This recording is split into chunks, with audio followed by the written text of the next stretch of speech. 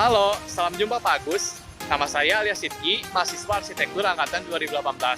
Saat ini saya sedang berada di Taman Tegalega yang berada di Jalan BKR untuk mengamati taman ini sebagai ruang terbuka atau public place. Taman Tegalega ini merupakan salah satu ruang terbuka di Kota Bandung yang memiliki luas sekitar 19 hektar. Dikatakan Tegalega karena memiliki arti tanah yang luas. Nah, taman ini cukup menarik karena telah dibangun dan digunakan sejak zaman pemerintahan Belanda. Nah, penasaran dengan Taman Tegalega ini? Mari kita simak lebih lanjut.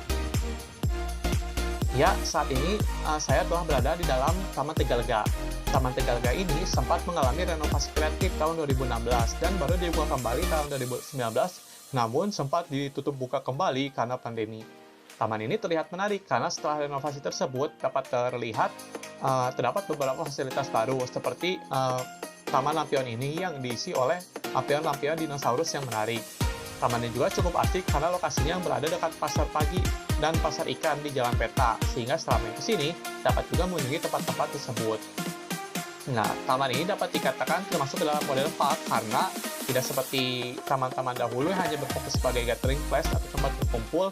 Taman Tegalega ini berfungsi sebagai untuk dinikmati juga. Kegiatan-kegiatan orang-orang datang ke sini untuk bermain, berfoto-foto, dan sebagainya. Fungsi taman atau ruang terbuka hijau ini dapat berperan sebagai ruang kosong di antara kepadatan kota, sebagai paru-paru kota, sebagai ruang simbolis, atau sebagai ruang sosial. Menurut riset William White, terdapat 9 kriteria yang menentukan apakah taman itu sukses atau tidak sebagai ruang sosial. Yang pertama adalah dari aspek demografi. Nah, dapat terlihat demografi pada taman ini cukup luas, mencakup berbagai usia dan kalangan, karena peruntukannya sebagai taman yang berada di tengah kota. Kriteria yang kedua yaitu dari kriteria gender, taman ini tidak membatasi jenis kelamin tertentu, baik laki-laki maupun perempuan dapat melihat dan menikmati taman ini dengan sebebas-bebasnya. Kriteria yang ketiga adalah dari segi pengguna. Nah, cukup menarik karena tadi dapat terlihat terusan. Nah, pada tahun 1940-an, taman ini sempat digunakan sebagai lapangan pacuan kuda oleh orang Belanda dan lokal. Setelah itu sempat digunakan juga sebagai gelaran layar tancap pada zaman dahulu. Namun pada zaman sekarang, taman ini lebih digunakan sebagai tempat berolahraga seperti lari pagi, untuk tempat makan-makan, dan untuk sekadar bersantai-santai atau untuk foto baik dengan keluarga maupun dengan teman. Kriteria yang keempat yaitu tempat duduk. Nah, dapat terlihat juga barusan tamannya cukup baik karena dimulai dari entrance dari awal saya masuk hingga sampai di sini dan selalu terlihat dapat tempat duduk yang tersedia. Nah, kriteria yang kelima yaitu adalah elemen alam. Dari segi desain, taman ini memiliki perencanaan yang baik karena dapat terlihat dari segala sisi terdapat berbagai pepohonan yang rindang sehingga membuat sejuk. Meskipun saya mengunjungi taman ini pada siang hari, namun tidak terasa panas sama sekali. Kriteria yang keenam adalah dari segi food atau makanan. Nah, taman ini dekat dengan pasar pagi yang merupakan salah satu spot makan terbaik di Tegalega. Nah, dari sini juga di sana terlihat beberapa PKL yang masuk ke taman untuk berjualan, sehingga orang-orang di sini dapat membeli makanan yang murah dan dekat juga. Nah, kriteria yang ketujuh yaitu kaitannya dengan arus pejalan kaki. Taman ini dapat dikatakan benar-benar ramah terhadap pejalan kaki karena dari awal saya masuk sampai lokasi ini, jalan ini hanya diperuntukkan untuk pejalan kaki saja. Nah, untuk jalur kendaraannya hanya terdapat di bagian utara taman ini saja. Nah, seperti pada bagian ini, hanya pada bagian utara saja. Kriteria yang ke-8 adalah dari segi kapasitas. Ya, seperti namanya, taman ini sangat luas sehingga dapat menampung banyak sekali pengunjung. Sehingga kapasitas bukanlah menjadi sebuah masalah dalam Taman Tegalega ini.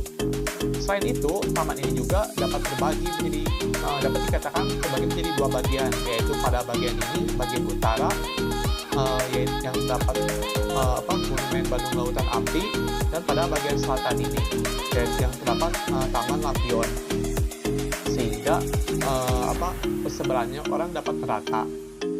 Nah, untuk Untuk kriteria yang kesembilan dan yang terakhir yaitu terimulasi.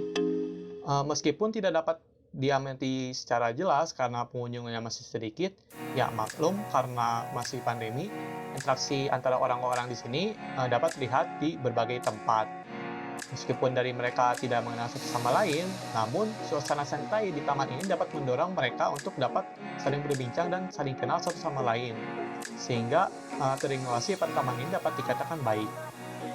Namun, ya dapat terlihat sayangnya di sini masih cukup banyak sampah yang berserakan.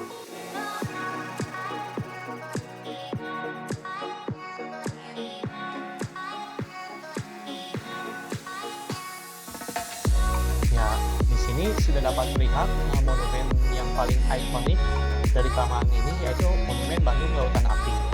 Monumen ini dibangun untuk mengenang tragedi Bandung Lautan Api, di mana pada saat itu tentara Indonesia di Bandung terpaksa meninggalkan dan membumi hanguskan kota Bandung karena tidak rela untuk diberikan pada tentara kolonial Belanda.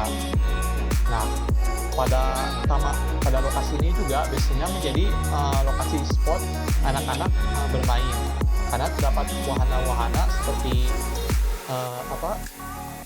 sungai buatan atau tempat air dan dapat digunakan juga untuk bermain layang-layangan.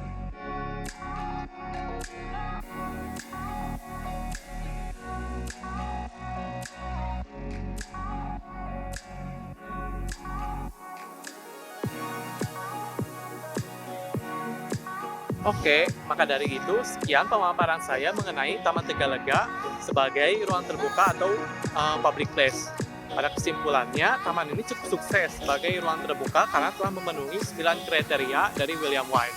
Selain itu, taman ini juga cukup berperan baik dalam memenuhi perannya sebagai ruang terbuka secara umum, seperti sebagai void emang solid dalam kota Bandung yang padat, sebagai paru-paru dan ruang hijau kota Bandung karena memiliki vegetasi yang rimbun dan lebat, sebagai pemersatu komunitas dan wadah ruang sosial masyarakat dan sebagainya.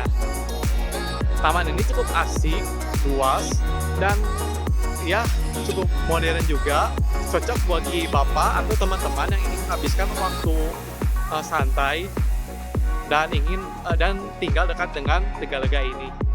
Oke, di sini juga terlihat ada banyak sekali lampion-lampion dinosaurus yang saya juga ingin main. Untuk sekarang, saya izin pamit dulu.